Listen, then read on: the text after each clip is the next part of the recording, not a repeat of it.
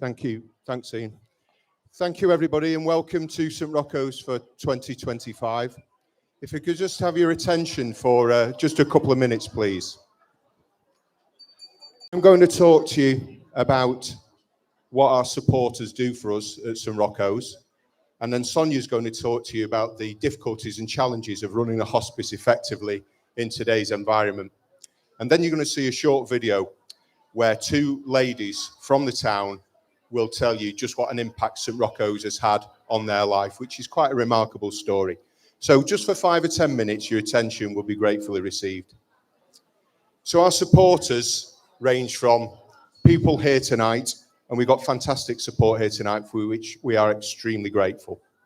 St Rocco's also has, would you believe, almost 700 active volunteers. As chair of trustees, I am merely one of those volunteers. People volunteer in so many different ways. We have Kathy, who will come in and play the harp in the inpatient unit, and that provides real comfort and solace to people when they're seriously ill. We have Nadine, who brings a therapy dog in, Ruby, and she's really gratefully received by patients in the inpatient unit as well. And then you can go to our shops and meet people from the Limb Shop, for example. In our recent Volunteers Awards evening, there was one table from Limb Shop who had volunteered for a total of 200 years between them. One of those ladies, Gladys, only volunteers half a day a week now because she's too busy doing other things. The remarkable part about that is Gladys is 102 years old.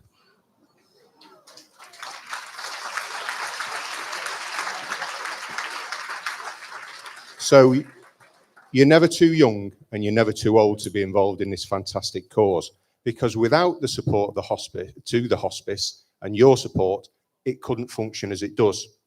4 out of every £5 that we get as income is from you people. So without you, it simply wouldn't work. And we know we need to do more, but without your help, we can't do more. So tonight is a big part of that. I'd also like to mention a couple of special volunteers and special helpers and supporters. Carl Palmer and Andy Hibbert, who are over that side tonight, I think.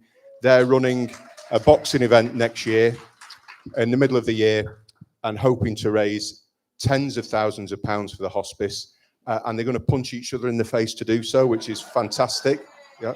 Entirely understandable as well, Andy. But so if you want to get involved in an event like that, or any event that you choose to get involved in, please bear in mind it makes a huge difference. And Sonia will tell you just what difference it does make. Thank you, Guy. So our 40th year, what a privilege it is to be able to stand here on such a fabulous evening in such a fabulous year for just the most amazing cause. And I do say this every time, and I promised myself I wouldn't say it this time, but when I look around the room at all the guests in their finery looking absolutely amazing, we said how dapper everybody was looking, didn't we, Guy? It truly does blow me away just how supported we are and the things you do for St Rocco's. So I'm going to start by just saying a huge shout out to our dancers, who, without them, this event wouldn't be taking place. They give their time freely. They put themselves through significant challenge to be able to come here today. And I can't understand how it would be to be in that green room right now with the sense of anticipation that they must be feeling. So please get behind our dancers. They all come with their own personal reasons for doing Strictly. And again, it's really humbling to hear their stories. I'd also like to say a big thank you to the team behind this event. It is a year in the making. They are a fabulous team. Hello, guys. They are small but perfectly formed, and supported by Cadman's Dance Centre, it takes a lot in the production of tonight's event. And I'd also like to say a personal thank you to those sponsors of the event. So we've got B Engineering, we've got Greenhalls, and those table sponsors. So Dial Electrical, Palmyra Cocktail Bar, urban building projects, Jacobs Bespoke Furniture, and Halliwell Jones up there on the platform there. Running a hospice right now, the word challenging feels like a slight underestimation. A week doesn't go by where we're not in the news. When I took on this role, I'm a nurse by background. I took it on to drive forward clinical care. I never thought I'd be on Granada Reports, I tell you that. But we're each doing our bit to raise the profile of a sector which is in crisis. Nationally, it's recognised that we are an essential part of healthcare, and we have an awful lot more to offer. But unfortunately, the funding right now isn't stacking up that way. I was lucky enough to have the opportunity to attend the national conference last week, and the Right Honourable, I think I need to address him by, Stephen Kinnock, attended and gave a really meaningful speech, which demonstrated an absolute commitment. It isn't, unfortunately, converting right now, so we've got to keep on going. We've got to keep raising that profile. So anything you can do in supporting us with that, please do. It means, though, at St Rocco's, we've got to think differently. We're having to take some really difficult decisions.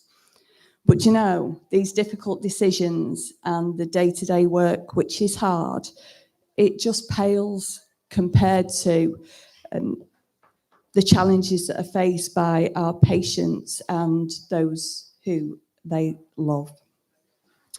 Thankfully, though, we have an incredibly committed team of staff and volunteers. Across the hospice, our shops, providing care, working in support of the services that we deliver. Some will be in the room this evening, some will be out there online.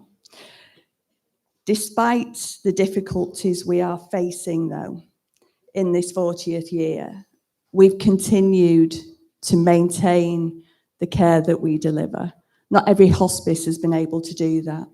It's because of our team, because of our supporters, because of the commitment of our trustees.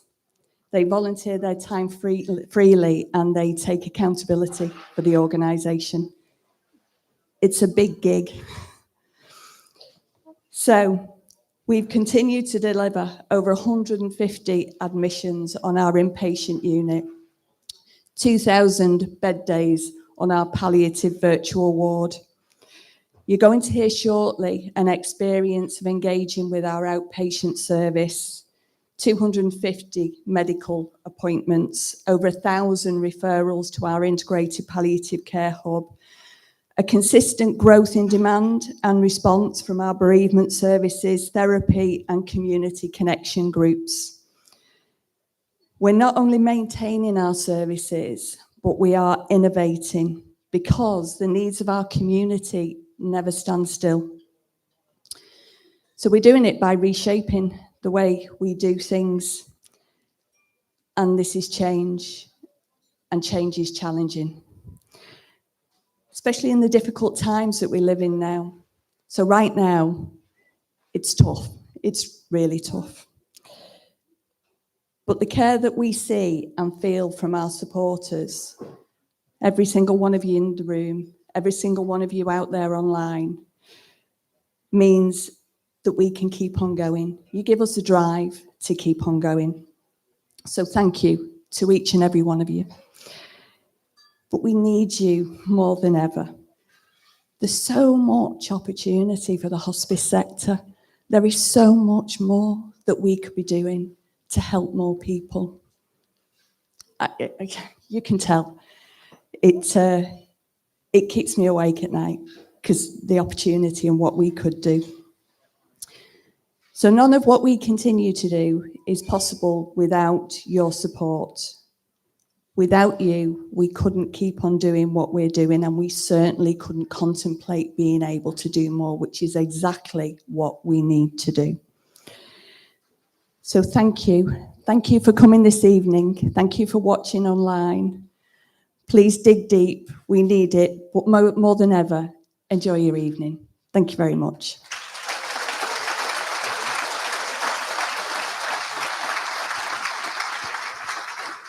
And if you need a reason to dig deep, listen to Karen and Barbara on the short video. And if you also think this couldn't happen to you, listen very carefully to what they say.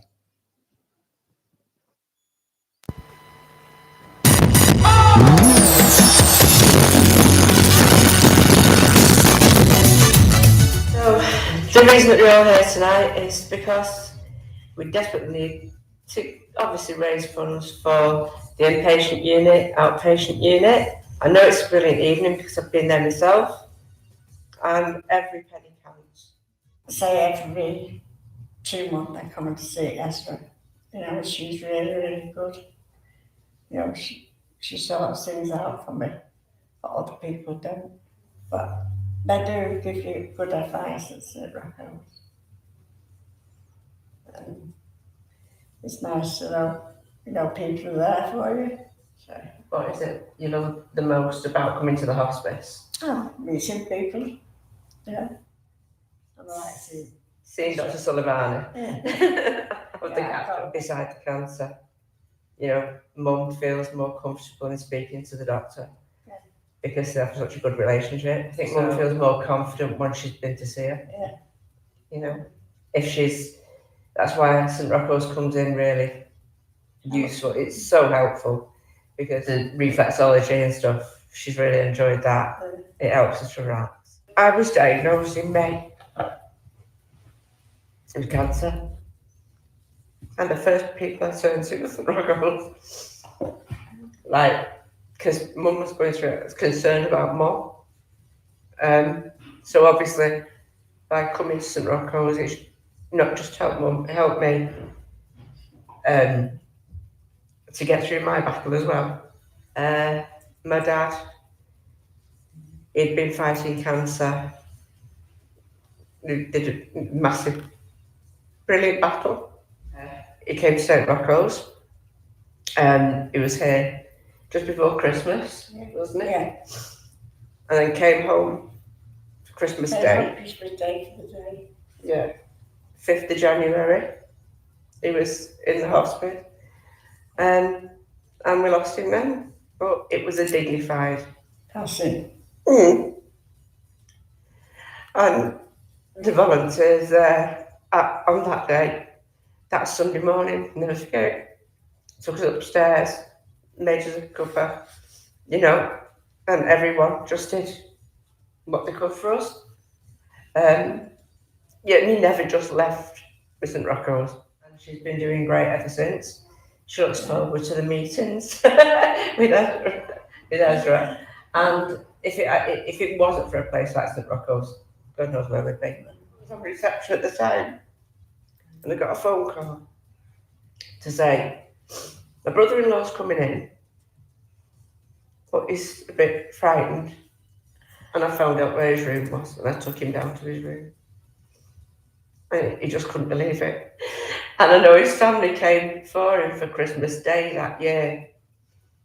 And he wasn't at home long, he wanted to come back. He didn't like being at home, he wanted to come to his room, you know, and be with everybody here because the staff were just great. Because it's not a frightening place, it's so welcoming. If you're fortunate if you don't need a hospice, but there's so many people that do. I remember someone getting married here, and he was only in his 20s, God bless him. You won't be able to do it anywhere else. It fills you with pride, really. When you know that your family or yourself, you know, are going through that, and you know that the resources are here, but they do need that funding.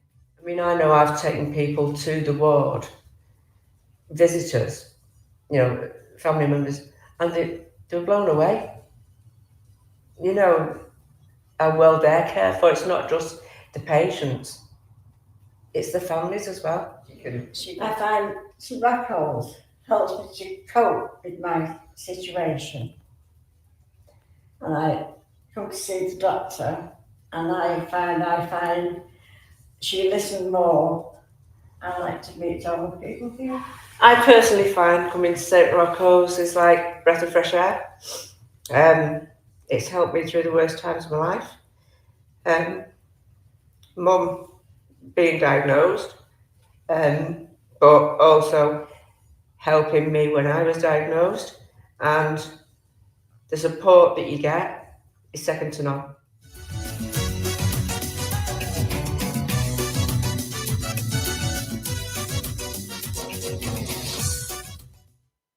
So, ladies and gentlemen, please have a fantastic evening. I'm sure you will. But in doing so, remember why we're here. It's for people like Karen and Barbara. Thank you. Thank you, Guy. Thank you, Sonia. And thank you for listening.